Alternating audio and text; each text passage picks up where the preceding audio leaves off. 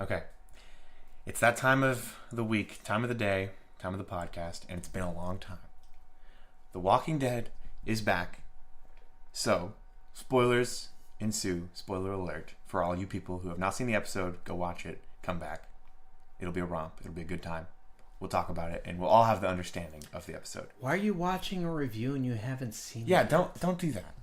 That's What's wrong with you? There's plenty of other stuff to watch. It's on AMC.com. Yeah, you gotta sit through ads. Now. yeah, exactly. You gotta sit through ads, but you do that anyways. Unless you're one of those DVR folks.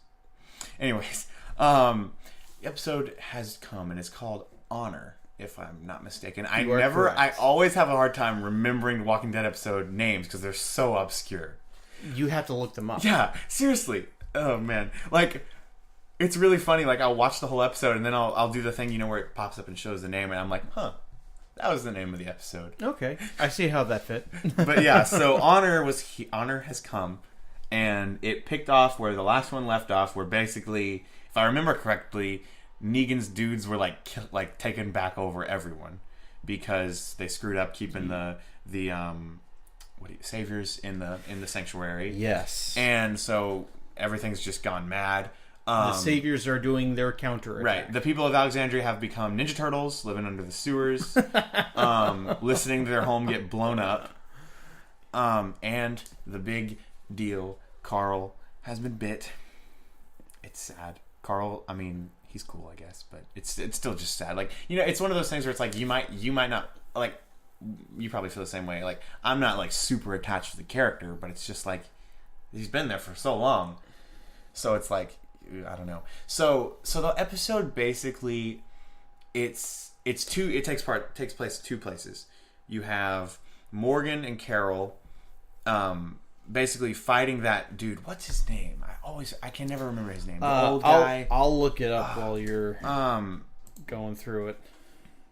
So you have Morgan and Carol, trying to save Ezekiel and the rest of the people of the kingdom, from the dude who's like the dude who's like the controller of the kingdom, and he's actually the most tolerable savior, I must say. I've always kind of felt like he's all right. You know what I mean? Like, of all the saviors, he's probably like the least hateable. So they're trying to take it back because Ezekiel, like in the last episode, he was like they had him held up, and it kind of looked like everything was done, but no. Carol and Morgan go absolute beast mode, and they kill everyone there. And I guess I should stop there, because so basically it just cuts back and forth between the action sequences and Carl like being remembered, like them talking to Carl before he dies,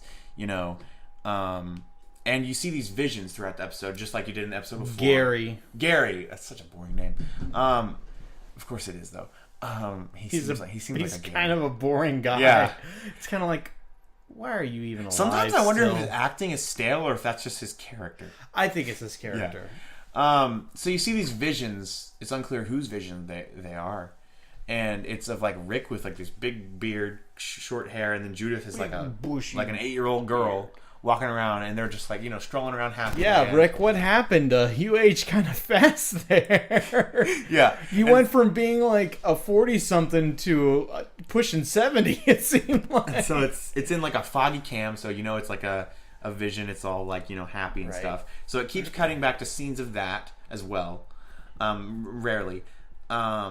So, and you have, with Carl, you have like a debate. The characters are like debating what to do, like whether to go. It doesn't last that long. And it also started with like Carl. I like the way it started with Carl. Like, you see exactly how he gets bit. Yeah, and like how he like coming to grips with it. He's like, whoa.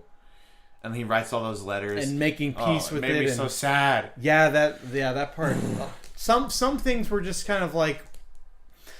One thing that you can criticize The Walking Dead for a lot of things. One thing that you can't really criticize them for is they don't shy away from stuff that other shows do, especially when they're going to kill off a character. Yeah, like they show as much as as I think that as they want, and as much as you would like to see. Like how does this happen? They don't. they don't keep that stuff from you, I think, which is Yeah, that's great. definitely cool. And then, so this is important actually. Before Carol and Morgan go over to help Ezekiel, that kid, the kid that like Morgan trained, whose brother died. Do you remember his name? I don't remember his name. It's hard to keep up with characters' names now. Like they don't say them enough. I just praised Walking Dead. Let me criticize it. Yeah. Way too many characters that you don't repeat their names often enough. Yeah. Seriously, they never say people's names. I know.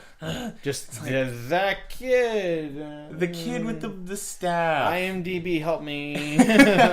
So, yeah, so he's like, I want to go with you, Carol. I can fight. Morgan trained me. And she's like, no, kid. And so then she goes over there. Carol, you mean? Right. There's this whole sequence where they fight. They kill all the Gary's dudes. Gary runs away. Morgan's like, "You're not getting away from me." And then he tracks him. He finds him. There's like this whole like creepy sequence where it's like, and you're like actually like scared for the guy because Morgan's. Okay, yeah. Hold on. Let's talk about that. Morgan ripped a dude's intestines out. Yeah, just by putting his hand into his wound. Oh my gosh. And so, like, yeah, that was a surprise. It was kind of cool. They kind of flipped it on us. Like, you're wanting Morgan to win. Then all of a sudden, Gary's like, what? And you're like, run, Gary. Morgan's going to eat your face off. So, like, he runs out the door, and there's, like, literally, like, this horror movie sequence. He's like, and then you see Morgan's staff trailing in the sand, like, and he's like coming, and it's like, yeah, it turned into like a slasher film for a moment. Seriously. And then he just knocks him on the ground, and he's standing there. Carol and Ezekiel run over, and they're like, dude, you don't have to do this. Let him live. And then, just when you think Morgan's about to kill him, you see, and I was so confused at first, you just see just this like stick come through from the other side, and I was like, wait, wasn't he facing? Yeah, Morgan was in front of him. I was like, what? And then he falls, and the freaking kid is standing there, and he's just like, whatever, I just killed a guy. And then it cuts, and I was just like, and so it all goes hand in hand with what's going on with Carl, which I thought was really nice about the episode, like the way they very clearly, like intertwined the two storylines. Right. Because sometimes The Walking Dead, let's be honest, gets kind of frustrating the way they're showing two things, and it's like, it's kind of hard to keep up, and you're kind of like, what are you doing? Like, can we just, like be in one spot? Why are you doing this? But with this one, it was like very clear, like, yeah, what they were trying to convey. When you do two different plots at once, that's fine. When you do just one, that's when I don't like it. I don't like it when we're only going to focus on these three characters. Right, but sometimes it's annoying when it's all over the place, and when there's no real like clear like feel to what's going on. Mm-hmm. You know what I mean? And with this one, it very like beautifully like fit together, because basically when Carl's dying, he tells his dad, he's like, he tells him about, which I think this is the first time he told him about it. Did anyone ever tell Rick about how Carl killed that kid at the prison? I thought I remember Dale talking to him, or not Dale, Herschel talking to him about it. Am I mistaken? I'm pretty sure that happened. Yes, you are correct. So it wasn't actually the first time, it was just the first time Carl like told his dad. Yeah, he didn't think his dad knew. Yeah. So he told him, and Rick's just like, and Carl basically says, we need to go back to that, back to when we didn't just kill people. We need, because there has to be something after this, right? There has to be a society. Right. And it goes hand in hand with this kid literally mirroring what Carl did, except even more brutal, because the guy was like, had the guy beat, and they were trying to let him live. And he just, for some reason, just, walk up, stab him in the neck like you do. What Carl did back in season 3 way seemed more very justified. Much more heat of the moment. Yeah. Like, adrenaline's going, this kid just... They were standing there for like 3 minutes. Yeah. Like, Morgan, I'm talking. And he and the kid obviously sneaks up behind him and, like, no one even knew he was there. It's a little bit of a stretch, honestly. But, whatever. I guess I can... It's a TV show. And so that's a moment for Morgan. I'm interested to see what's going to happen, because he's kind of like, oh, I guess there's repercussions to me being an absolute savage, killing everyone, stabbing everyone. When did his staff become so sharp all of a sudden? Jeez, I was like, okay, he can impale people now. Yeah, you can do that with wood. Well, he sharpened it, Yeah. Like, I didn't notice when he had done that. And also, it doesn't look sharp enough to... Like that's a pointless complaint, but it looks like it's too dull. Like you would have to put so much pressure. I you know agree. What I mean? It doesn't, and he's just doing it. He's just walking just around. Like holy cow, that like muscle like quick like strike. You must be like jacked. But minor complaints. So yeah, you kind of see that they're gonna need to like change. Rick's gonna need to change. And so then, when in Carl's like last moments, he tells him like, "Dad, you don't see it how I do, but I see this scene where you have like a long white beard and everyone's happy and Judith is older, and you're like, oh, those visions are Carl's, and it all kind of makes sense." That was cool because like the whole time it's all like it's really like ambiguous. Like you're like, what is this? And they've been doing it this Rick whole thinks? season with Rick. You know, They have been doing it. burying Carl. Wasn't it in the season premiere? Yes, it was. He was burying Carl. Yes, it's from when he's crying and he's saying, "Let my mercy conquer my wrath," I think is the line. Oh. That scene was shown in the first episode of season 8. Oh wow! Yeah, that's cool. I can't wait to go back and watch the season when it's done. It's great. But so yeah, that comes full circle with the visions, and then Rick says, "I'll make that a reality," and it got to me, man, the feels. But so yeah, then Carl dies, and there's this really cool vision part. After Carl dies, Judith walks up to a guy who's like bent down like with crops, and she goes, like it's in the vision. And everything's older. Peaceful in this vision, by the way. Like clearly there's and no Eugene's a conflict nice going guy. on. I don't hate Eugene's guts. Right. And Judith says good morning, and then he just gets up, and you just see Negan's face.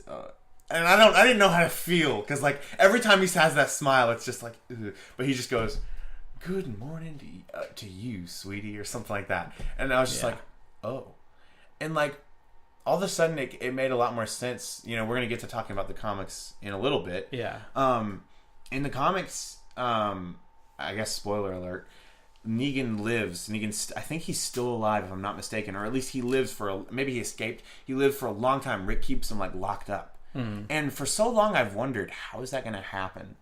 In the show. You know, in the show, because Rick's just like, I'm going to kill you. I'm going to kill you. Remember Gareth?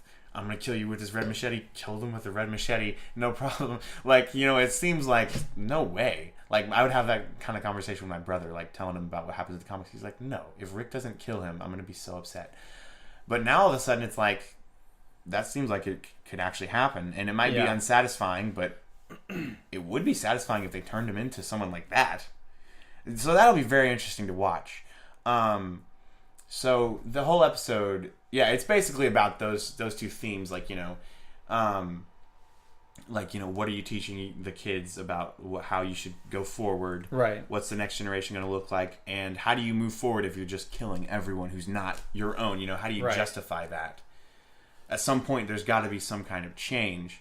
And as fun as it is to see Rick go ballistic and killing everyone, it's not practical. It's not going to work. And Carl has realized that, which made me have a lot more appreciation for him because, I don't know, until he like really put it into words, you couldn't quite tell what he's been thinking and stuff. Mm-hmm. And I thought that was really cool how they brought that into light.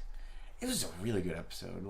No, it was done well. So that's my synopsis. What do you think? So some of the highlights that I liked is my big complaint with the mid-season finale was it just begins and the whole season the Saviors have been cornered in their compound at the sanctuary, and like they just get out. Like there's no explanation at all. How did they get out? It was such a big problem the last few episodes, practically the whole season, and then they're just all of a sudden out and they're attacking all of the other groups, and you're just like, can I get some I need some context here. What happened? And they didn't do that, and at the time I was like, I said that's one of the first things I want to see. They did it. Mm-hmm. It wasn't completely satisfying, but they basically did. They showed the you wall something. Of walkers. Yeah, the wall of walkers. You see them. I guess they get a bunch of guns. They get it so that they shoot at Morgan, so that he's not picking them off with a sniper rifle. They get out. You see how they get out. I'm thankful that they showed something. because I didn't want that to go unexplained. Like, that was very... You can't just sweep something like that under the Yeah, rug. you can't do that, especially when the whole first half of the season is focused on that problem. For the Saviors, anyway. I liked what they did with Carl's death, like his actual death. Like, of course, he's getting ill. Most of the, we had that flashback to, like we said before, him coming to grips with it, and then we come to the point where it was revealed in the mid-season finale where he reveals the bite. You see him talking to people, and he's slowly getting, sicker and sicker. I like the fact that they got him that, and in the end, it's just Michonne and Rick, and they bring him up out of the sewer. I don't know what building that they're in. I think it was the church. It was, yeah. I thought so. Yeah, that's Some where they people were have said sitting it's for a not. long time, yeah. And they lay him in there. They have their last conversation with him, and I guess I think Rick takes out his gun like he's going to do it. Yeah. And then Michonne's like, "No, you can't be the one to do it. I'll do it." And then He's like, Carl's "What you basically talking like, "I'll do it."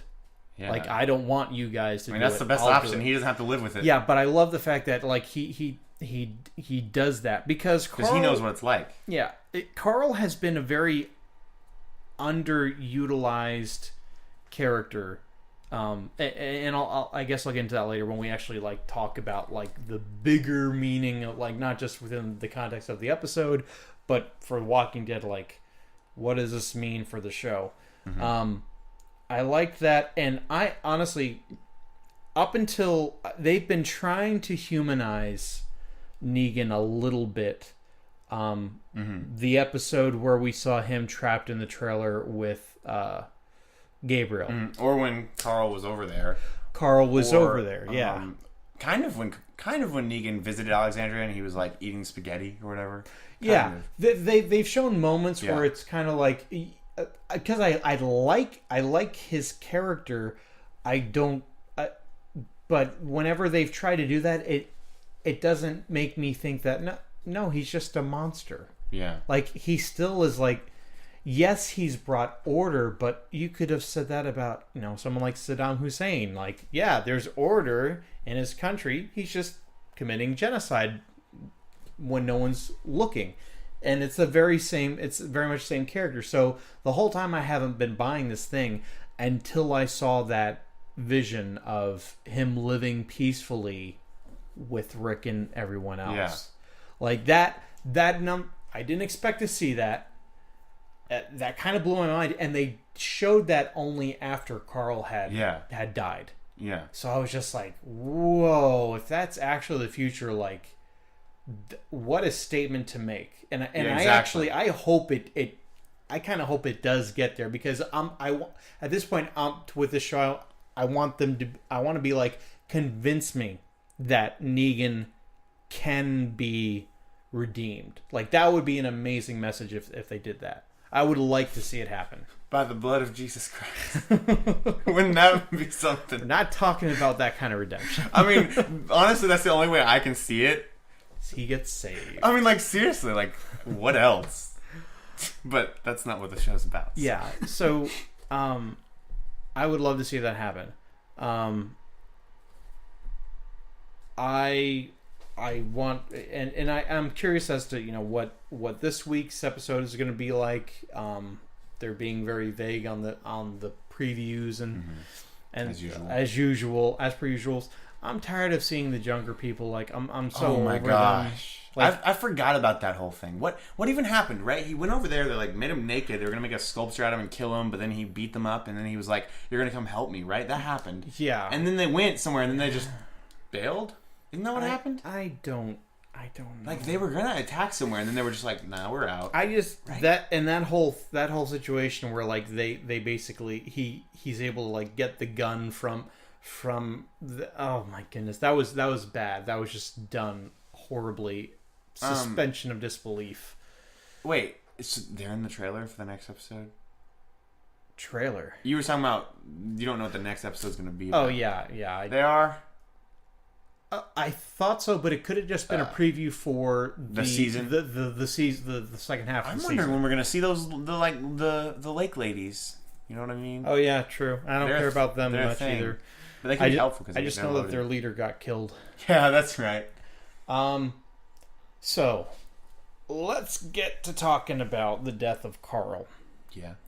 Now, I'm just going to very briefly cover what I've already talked about before. There was a rumor, and it seems very likely to me, that Chandler Riggs was actually fired from The Walking Dead. What? And that's why his character was killed off. There was a Facebook post from Chandler Riggs' father that said that they spoke with Gimbel, who was the showrunner, up until like a couple weeks ago, and then he got canned, believe it or not. And he's been that really weird guy that shows up on The Talking Dead, and he doesn't really like emote. He just kind of sits there, and he's got like a beard, and he just kind of like does this thing. I think I might. Do you know who you're talking like, about? It's kind of reddish ginger. Yeah, just a little bit. They don't have him anymore. No, because the ratings. He's got kind of like the. Yes, puffy eyes. Yeah. That's funny. Scott Gimple. Yeah, okay. No, he's not the showrunner anymore. And it's due to the slipping ratings. Of last season's boring fest, snooze fest. I enjoyed last season. Boo. No one likes your opinion. But I like season 8. I like where it's gone to.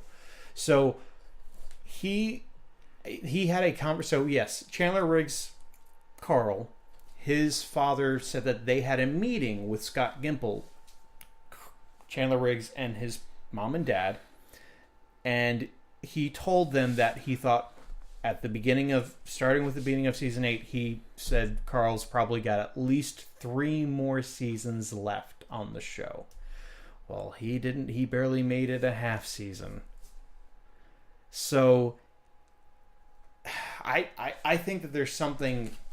So that's one explanation. What has Chandler Riggs said about this? He has just all he said was it was not his decision to leave the show. That's another thing.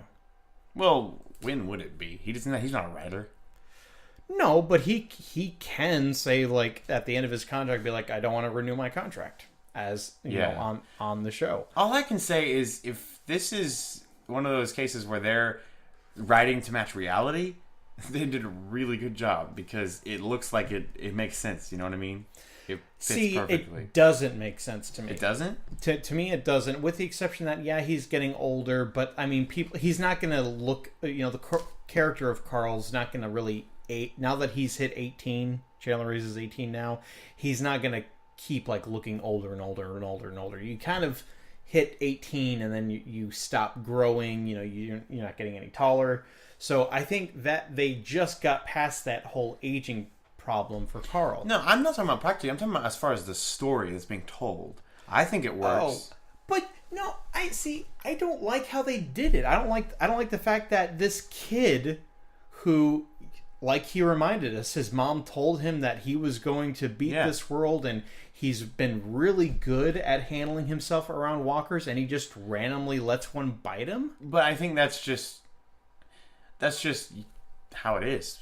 People screw up sometimes. I don't know. It's a little lame that that's his cause of death, but you got to look at the big picture that he was saving that doctor dude. But he's like kind of been one of the main characters. Yeah. But like you said, he's underutilized and he's not that interesting. That's the other thing. Like, I feel like maybe it wasn't something that Chandler Riggs did. Maybe they just had no idea what to do with Carl, because it seems like lately he's just been in like sides, like side character arcs, and he hasn't been front and center like he was in like when they were trying to take the prison, and he was like, kind of one of the main people having to deal with his father going crazy. Like all of that was like where you saw most of his character development. Now he just kind of is the voice of reason for his dad occasionally, and he likes Enid. And that's basically what Carl's character has comprised of for. Yeah. I was just and then they finally bring up something kind of interesting with this new guy. I can't remember his name, but it's basically the guy who was with him when he got bit. Mm-hmm. It's like, okay, well, what's going to happen with this? Like, is this? But it's like, well, you killed Carl off, so I don't know. I don't know. I like it. He's more interesting now that he's dead. He's given the show more impact than he ever could when he was alive. Well, I think they only did that because they were going to kill him off, but it's just kind of like I'd be a little cheap. It's very jarring. It's just so because. And by the way, I don't know about you, but the death of Abraham and Glenn is still kind of fresh. It just happened a season and a half ago, where you killed off not just one but two main characters. Yeah. One was from season 1. You've killed another one off from season 1 now. So I think either... Who are you going to bring along? That's cool. Right. So my first reason I think that they might have killed him off is because he got fired for some reason. The second one might be because they didn't know what to do with this character. And the third reason I think that they may have killed him up is just for ratings. And if it was just for ratings, just to get people watching again, that would be the worst reasoning, in my opinion. Yeah. It's just like, because people, I feel like the show has actually been dropping in ratings. That's why Scott Gimple was taken off as showrunner. So yeah, I'm just kind of like, the whole situation just kind of, it bums me out. Like, Glenn's death, to me, like, it made sense that it happened. It felt like it kind of needed to happen to really cement Negan as a villain in your mind. And now that we're a season and a half later, it just kind of like, I'm sorry, but Carl's death has almost no meaning. I mean, yeah, I liked what they did with it. I liked how, like, he basically became... Especially I liked what he pulled off with Negan, where he just stalled for time. And, like, not in this episode, but the finale. They did good things with him, but I felt like, well, they kind of had to give him a proper send-off now, because you're killing off a season 1 character. Yeah. They didn't really care about him until they killed him. Yeah. So I'm just kind of like, well, congratulations, guys. You killed off a character who, by the way, is very much alive, well past this storyline in the comics. Yeah. And also, there's potentially Alexandria has been destroyed. Yeah, that too. That's the thing. So what are they going to do with that in the comics, or compared to the comics? And I'm not one who I don't. There have been differences about like who gets killed when. Like I know Carol died long time ago. Daryl's not even in the comics. Also, what's her face? Andrea's still alive. I'm pretty sure. Oh, for real? I'm pretty sure. I was almost cheering. I heard when like they a killed year her ago. Off. So what? I was almost cheering when they killed her off. Seriously. And Michonne, Michonne gets killed off Yeah. at some point. Actually, Andrea is Rick's love interest, if I'm not mistaken. Yeah, very different. Very, very different. So this is, definitely the biggest change, the biggest deviation from the comics. I don't understand the reasoning behind it. Like, all three of the reasons that I give still, like, don't... What about the fact that Rick needs to change his outlook on things, and he needs something really to, like, wake him up from that, because he seemed pretty heavy set in the idea that this is the way things are now. You got to kill to survive. I think Michonne would have made a more sensible person to kill off then. Yeah, I mean, maybe, but she didn't believe in that like Carl did. I don't know. They could have led up to that, Yeah. I don't know. It doesn't sit well with me. The method that he dies, where he gets bit. Could have been a little more heroic. But when you look at like the doctor thing, I guess I don't know. So you didn't like the episode? No, I liked the episode. It's just all of the I've got so many questions. Like, why would you kill off a character like that? Yeah. Like, it didn't seem like it was his time to go. Is basically what I'm saying. Okay, so wait, let's make a list of season 1 characters. You got Rick, Maggie. Maggie was not season 1. She was season 2. Rick, You've got Rick and Daryl. Daryl, that's right, duh. And that's it, isn't it? I'm searching. Carol, duh, Carol. Carol. And that's it. The trio. And Morgan. Oh yeah, can't forget. So I think they might be it. Yeah. Yep. Because we lost the Hispanic dude. Gosh, I don't think anyone was counting him. Yeah. So and then of course the Walkers. They're still around. In Yeah. season 1. we haven't ran into the little girl yet again, but Yeah. So I kind of stopped doing this, but do you want to give it a scale of 1 to 10? you did.